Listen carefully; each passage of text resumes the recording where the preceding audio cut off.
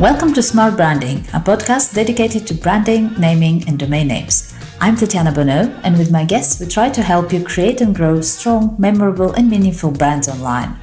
I believe time is one of our most precious assets, and so I want to thank you in advance if you decide to spend the next 30 minutes with us. I promise to do my best to make those worth it. Let's go. So today our guest is Theresa Houghton. Am I saying that correctly? Yes. Founder of Modern Health Nerds. She helps entrepreneurs understand who their customers are, how they think, why they choose the products they choose in order to create better and more engaging content. Thank you for making the time. No, thanks for having me. So let's start with a little bit about yourself. Tell me a bit more about your background and how it's led you to storytelling and what you do now. It's kind of interesting. I tell people that I have a background that's sort of like Billy from the comic Family Circus, who occasionally would go all around his neighborhood and there'd just be this dotted line following him all around on his strange and random excursions. I actually have a background in health coaching. I personally, I eat a plant-based diet, and that's something that started evolving like about 14 years ago, gave up meat, gave up dairy and all that. And I got really interested in the health part of it. So I wound up with 2 health coaching certifications and was doing health coaching for a while, but that's a hard sell in my area. So I was simultaneously doing some content writing to kind of pay the bills, support that.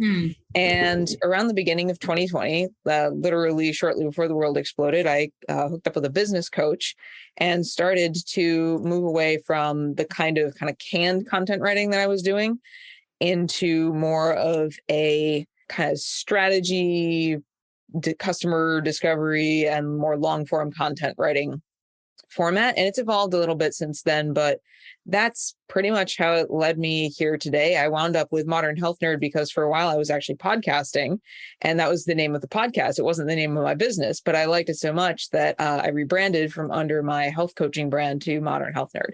And I also am really a writer at heart. I've been telling stories since before I could write. I used to write a ton of fiction. I embarrassingly wrote a ton of fan fiction for a while, but didn't every teenager. And that's still where I'm at. I'm also dabbling now in some personal writing on the side that I'd like to bring under the umbrella of the brand, because I missed doing the more creative type writing. So now I'm doing like nonfiction, personal essays, opinion pieces on the side. So that's my random collection of background story. Yeah, it's all around stories. So like you said, it started with, you were writing in your teens, you said. Yeah, I actually wrote like little stories when I was a kid too. That was one of the favorite things that when we did it in school, I was like, oh boy, we get to write stories for an assignment. Great. I can totally relate to that. I remember like when I was in my teens, and I think even before that, when they started, when we started writing essays, and everybody hated that, and I was like, yay, with more essays. Yeah, I wanted to be a journalist, but that didn't happen. So tell me a little bit more about what you do now exactly, the Modern Health Nerd as a brand, as a service. What is it? Well, Modern Health Nerd kind of has 2 arms to it. I'm leaning way more into the long form content writing right now, but I offer a service that I call Discover Your Customers, where I will actually go do keyword research, do reading reviews, do research into customer communities. I'll go into Facebook groups, I'll go into Reddit, and forums are a really untapped space to find where customers are. And the reason I do this is because I've seen a lot of brands who they guess who their customers are, or they make personas based on just research data. And I'm not saying that the data is bad. Obviously, brands have done some really great things by just researching data and getting the numbers and demographics and those sorts of things. But the issue that I have with just going on that is you can get the data, but you don't understand the mindset behind it. You can say, okay, customers or consumers are doing this. Well, why are they doing this? And that's one of the things that I do with that Discover Your Customers, is to find out why they're doing what they're doing, what they're thinking, why they purchase certain types of products, and even maybe bizarre use cases that people wouldn't think of. What I like to use as an example is, say you have a protein bar company and you're like, Oh, of course. My target customer's got to be some active person who's, lifting and this, that, and the other thing. You might find out your target customer is a really busy mom who squeezes in her workout Mm. before the entire family's up and now she needs breakfast. So you could be Mm-hmm. totally off the mark. And that really also helps you on the content side to understand the kind of words that people are using, the way that they talk, and really the struggles that they're having. And it sounds kind of rudimentary, but it can really be eye-opening. So that's that side. Mm. And growing out of that, I also have the long form content writing. I really like to double down on blogs, ultimate guides, people who like to do the really big, long posts. I've done a few of those. Those are really fun, give you a chance to do a deep dive into a particular subject. I'm also big on thought leadership. I don't like the word, but I think Mm-hmm. that it is an untapped resource. There's a lot of people with a lot of good experience, interesting opinions out there. And what they're doing is they're writing blogs for SEO traffic and they're not talking about their interesting opinions. So I think that that is another untapped resource. One thing I want to delve more into as well is to help people start telling their stories, start talking about their passions and visions, because working largely in plant-based, better for you functional space, there are people who have some significant passion around what they're doing, and they have a goal for something larger than their brand. They actually want to make a real impact in the world with what they're doing and on, the people in their supply chain or the people in their community. And they're not talking about it. They write a little bit about it for their website copy, or they have like a 300-word blog post about it or something, but they're not really talking about it. So that's where I really want to help people unlock that. I think it's much more powerful than just writing a bunch of SEO copy just for traffic. I actually reached out for a pen and paper there because I wanted to, as you were talking, I had questions coming up and I'm like, I'm going to forget them. So I scribbled some notes here. So first one was what you said about how you analyze who is the audience and who is the potential customer for something. Like that totally speaks to me because I'm like so sick of seeing on whatever social network, people going on and on about what they do, the effort they put, the time and money they put into effectively pleasing search algorithms. And I'm like, why are we not talking about people? I put this, I did that, I used whatever metric, They're not even like human words anymore. And I'm like, where are people into that? Why is nobody thinking about what people want and need to hear? So that was like what you said about the busy mom and the cereal bar. That's very much what it comes down to, because you're kind of relying on stuff that's third party already. Not so it's not direct connection with those people. And what you're doing, at least if I understand this correctly, it's more like the other way around. Like you go behind the scenes and you look at people's interactions and you use that social media sort of as a way to collect feedback, as opposed to let's create content to please the social media. Exactly. And a couple of things I'd like to just touch on with that really quickly. I wrote a blog post. I actually wrote two on this. One was me basically having a controlled rant about why you shouldn't write this to do the SEO.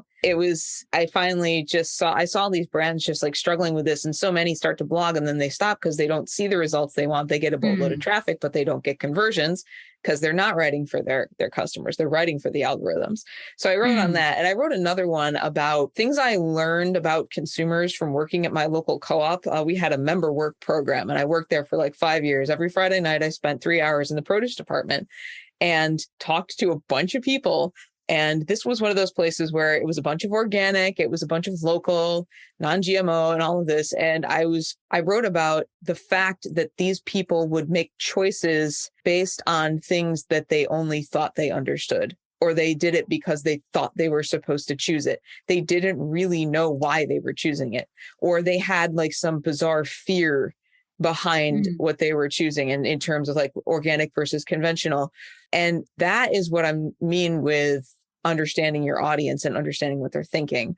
because this could be the people who are shopping or exclusively organic. And you could think, oh, they care about the planet. They care about this. They care about that. No, they're terrified of getting cancer because they've been reading too many EWG articles. It's like that's the kind of thing that is really important to be uncovering. One other thing, what you said about not writing for the algorithms and where are the people. I have a friend, his name's Rob Hardy. He wrote this thing about the pattern. He runs this interesting kind of internet experiment community called Ungated. And he wrote his manifesto on the pattern about how all of the major ranking content on the internet does exactly what you said. It follows the exact same pattern, ticks all the algorithm boxes, and does nothing for any actual human being. So that's in the back of my mind a lot when I'm thinking. No, and I think you kind of summed it up nicely when you said that what that does is, yes, it can, you have a spike in visits and ranking and whatever, and all of those measurements that would make whoever feel like they've done their job and justify their existence as a department, if you like, or job. But actually the reality is those don't convert. Yeah, so you've got to look at your conversions. Yeah, absolutely. And I think a lot of people are missing that. When you talk about long-term content, tell me a bit more about that. Like, let's say we're talking to people who have no idea what that is. Okay, well, long form content there's long form and there's short form, and there's not exactly a number that will say this is short form, this is long form. Short form is more like a product page, an about page, so like a page for your site copy.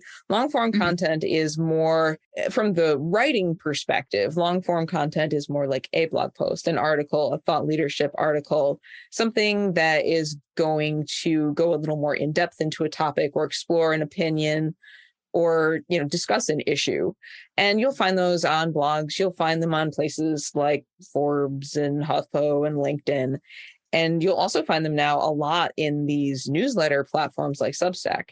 And a lot of that is personal essay type stuff, and also some interesting news content over on Substack as well. So that's more of what I do. I am into, like I said, telling stories, and you can do some storytelling with short form. Obviously, people do it a lot, like for their branding. But if you really want to do a deep dive on a subject, or if you're a brand that has a product or service that is complex, SaaS companies come to mind. I worked with a functional mushroom company once that was very complex. So we did more deep dives into those kinds of topics so that we could really explore it, really unpack. In that case, it was the science.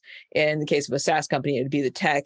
That's where you're going to want to use that kind of content. It's also really great if you like to do shorter content like videos, or if you're doing social media posts, you can take bits from that and break it down and repurpose it across your platforms. And if you're writing content for humans, then all your other content winds up being for humans and not for algorithms.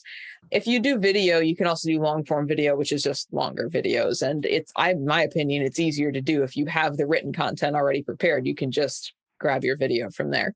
And I mean, people are usually like freaking out nowadays about attention span and time. And like, you have Twitter now that, it's all in there, but generally it was literally made on that short bites of information. So like everybody's busy. Nobody wants to read long stuff. How does that work with the type of content that you describe? Honestly, I don't think it's true. I think what's happened is our attention spans have been made shorter. I actually quit social media recently. All social media. I no longer use it for, yes, I no longer use it for personal. I no longer use it for business. The only thing I use LinkedIn for is to have like a resume page up, and if I need to find a certain person, and I use it as like a search engine. But I do not post. I do not read the feeds. And what I have found is I used to be somebody who could sit down with a book and it would just be like, don't bother me for 6 hours. Like legit, I'll just like get up and get food and I'll read this book. Now it's like I sit down, I read the book for 10 minutes and I'm like, and it actually, I have gone from somebody who had a long attention span to somebody who has this attention span that's always looking for the next dopamine hit. And I think that is actually an effect, like a side effect of somewhat of the same thing we've been talking about. People are creating what they think people want, and then people begin to consume it, get used to it, and then of course, the algorithm and the metrics show, oh, people are consuming this, so we should make more of it. And it's just kind of this downward Vicious spiral. circle. Yeah. Yeah, I was at a group meeting this weekend, and I think the phrase dopamine cesspool got thrown around when we were talking about the internet. So Yeah. I think that people actually crave something that doesn't insult their intelligence. I think that's why places like Substack are getting more popular, and people are gravitating towards content that does not feed the algorithm, because they're sick of going on places like Instagram and Twitter and basically being spoon-fed a bunch of brain candy that's making their brains rot. And if you look at the data, and I will say this with a grain of salt because we've just been talking about how data can be wrong, but if you look at data, a lot of the very popular blog posts are extremely long. And I know that some of them are like guides where people are reading bits and pieces. But at the same time, I think that if we started sharing more content that is written for humans, content that comes from humans, like I was saying before, writing about your passions and your visions and things that interest you and your opinions. I mean, back in the day, I'm an older millennial. Back in the day, we all had a life journal. We all had an open diary. What did we do? We spilled our guts out all over the internet. And, when we read it, and it made us feel like maybe we weren't that alone. So I think that the things that are going to speak more to the inner parts of people, rather than just giving them brain candy, are actually going to be better received. But people have to be courageous enough to put it out there instead of feeling like I have to feed the brain candy machine. And I think it actually, what you're saying, it goes back and really nicely links to what you were saying at the beginning, where we were talking about writing for algorithms and writing for people, and finding what your audience actually is, who they are, what they need, what they want. Because to go back to the example of the mom with grabbing the energy bar because she just doesn't have the time to do anything else, but she needs the energy. If that type of a person comes across an article that's 2 pages long and talks about what that brand thought they're aiming at, which is the bodybuilders and whatever, clearly she won't find the time to read it because it's not relevant to her. If she comes across a 2-page article about moms who are busy and what's best to do and advice and whatever, yeah, she's going to have the time to do that. So it really makes sense in that respect. Then if you actually not just producing content to have some blanket whatever results, but for real people, and your audience well, then it's actually beneficial. I mean, like, why wouldn't they want to read more? Exactly. And the other thing about that too is, like I said, I come from working with brands who a lot of them do like e-commerce or CPG, direct to consumer stuff. People are really still obsessed with the numbers, but if you have one article, right, and it's drawing, let's say, like 1,000 visits a day, and one person's actually buying your products, maybe people aren't actually even reading it. They're just like, oh, I needed this answer and I found it. And one person's like, oh, and this company helped me, so I'll buy their stuff.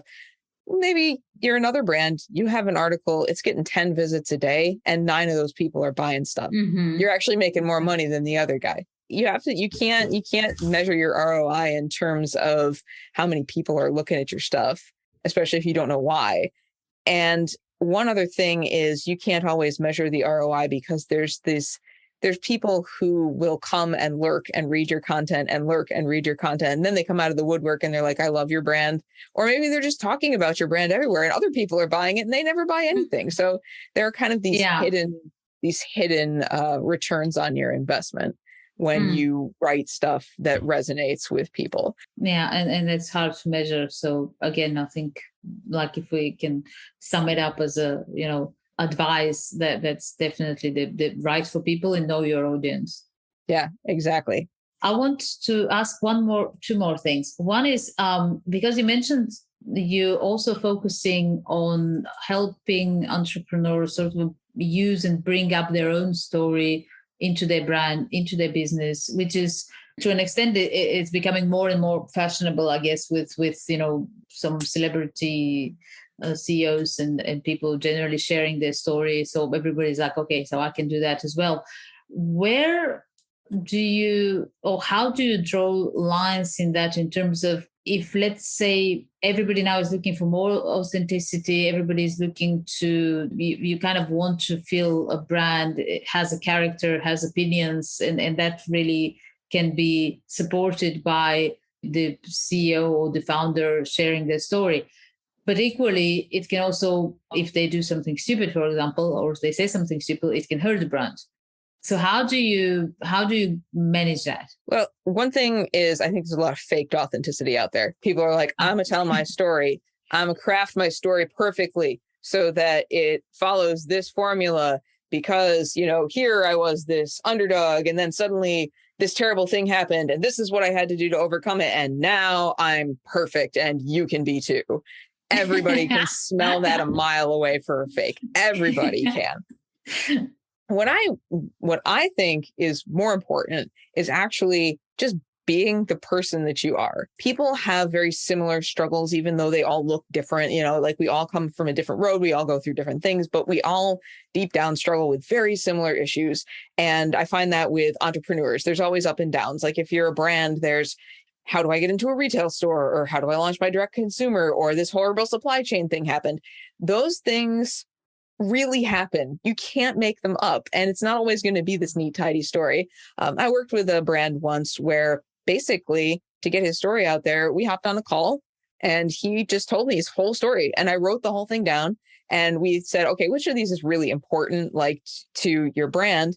And those were the pieces we put together. And it wasn't this, ridiculous, cheesy, I overcame whatever story. It was really his story about him and his family and founding this brand.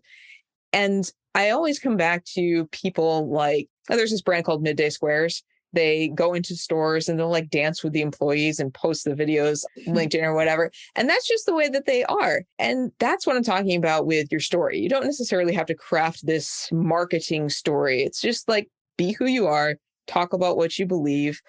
And obviously, since you are representing a brand, you may have to be a little more diplomatic or tactful about certain things than you would say if you were just like sitting around with your friends and family talking about the same thing. But don't be afraid to talk about what you really think and what you really believe, even if it's running contrary to the popular narrative. I'm working on some stuff like that myself, and it's scary, but it's worth getting out there because I find, and like my friends who do similar things, when they actually step out and they put out that opinion that's theirs, they find out that they're saying what everyone was thinking, but everyone else was too scared to say. Oh, I'm interested. I think maybe I should do that more. I think we all should. No, it's always that concern, I guess, maybe two-way concern. One is saying, well, what if like people who are supposedly my or potential consumers to my brand don't agree with what I say as a person? And then I guess the question is more like, how aligned are you as a founder or as a CEO, whatever, position with your brand? Well, if the people that you are trying to serve run away because they dislike your opinions, maybe they're not the people you're supposed to be serving.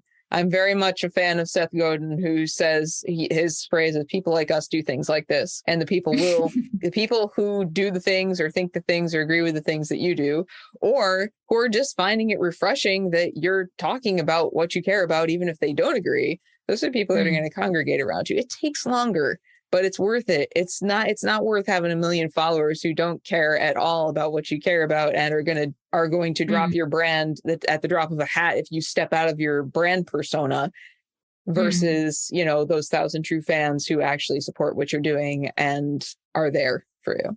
Absolutely. Yeah. And it sounds very similar to what we were saying about, the like we can have thousands of people who clicked and looked at something, and the other one can have 10, but 9 out of them vote. So, what matters most.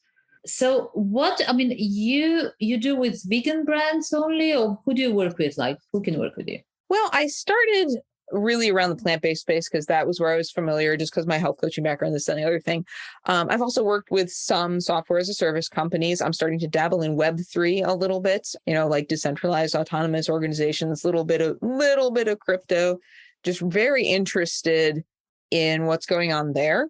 So, and I'm just really more interested now in working with brands that are ready to stop writing SEO pattern content and start getting their thoughts, their opinions, their stories out there, and who are willing to play the long game, experiment with something a little different. And maybe they're sitting on a ton of opinions they were too scared to get out. And or maybe they just don't feel like they could write it themselves. And I'm also big into just anything that's like health related, functional stuff, anything where you can really nerd out. So it's pretty broad. They say don't cast a broad net, but I tried niching down. That didn't work. So yeah, well, I like finding parallels and things, and when you think in that way, actually, there's very few things that you can't see parallels with. So, well, I mean, even we've been talking about a few already. So, yeah, I think it's good to have some sort of a focus, but then, like you say, you can branch out, and also you have that expertise and that fresh eye when you look into an industry that you haven't been in, and you apply what you know from what you've learned already in your background. And it's fun to just dabble elsewhere and get a broader understanding of different industries. And basically the problems are the same. It's just different topics. Yeah. Cool. Last thing, where can people reach you? Well, if you feel like looking at what I used to do on LinkedIn, I do have a LinkedIn profile, but don't message me there because I don't really check it very much. Best way is you can either check out my website, which is modernhealthnerd.com, or if you want to get in touch, email Sam, SAM, at modernhealthnerd.com. Sam is an old nickname from back in middle school. It's friends, middle school, teenagers, those nicknames stick. So it's also easier to remember. Yeah. It's also easier to remember. So yeah, because it was in like speech marks with your name. So I was like, what's that? Okay. Cool. All right. Well, thank you very much. It was super interesting talking to you, and I'm sure our visitors, our listeners, that's the word, our listeners will find that useful too. Well, I hope so, and I hope that somebody comes away from it with some enthusiasm about getting some content out there that maybe they were a little uncertain about posting before. As we used to say when my business coach and I were chatting, just ship it and see what happens. That's cool. I love it. Thank you. Great.